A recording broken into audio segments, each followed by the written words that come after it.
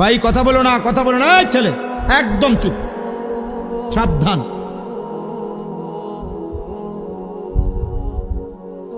একদম চুপ করো। তোমার কথা বাকি থাকলে উঠে চলে যাও, আমার কোনো আপত্তি নেই।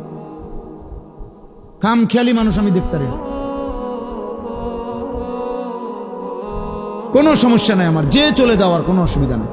আমি তো এটা নির্বাচনী কোনো জনসভা না, আমি কোনো ভোটার প্রার্থী না, আমার কোনো মার্কা নাই। তাইলে আমি একজনের জন্য আল্লাহর কথা যে পরিমাণ গুরুত্ব, 1 লক্ষের জন্য একই গুরুত্ব। বুঝেন নাই? সোজা হিসাব।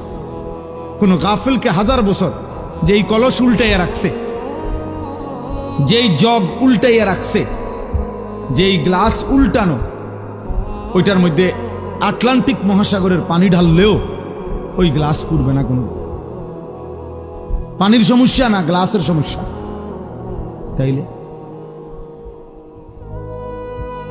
তাইলে তুমি যদি দুস্থ গাফিলই থাকো, মন শুনতেই না চাও, তো তোমার মতো অপদার্থরে 1000 বছর বললেও লাভ হবে,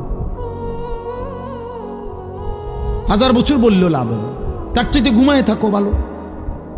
ঘুমাইলে গুনাহ হয় না, ঘুমের মধ্যে কোনো গুনাহ নাই।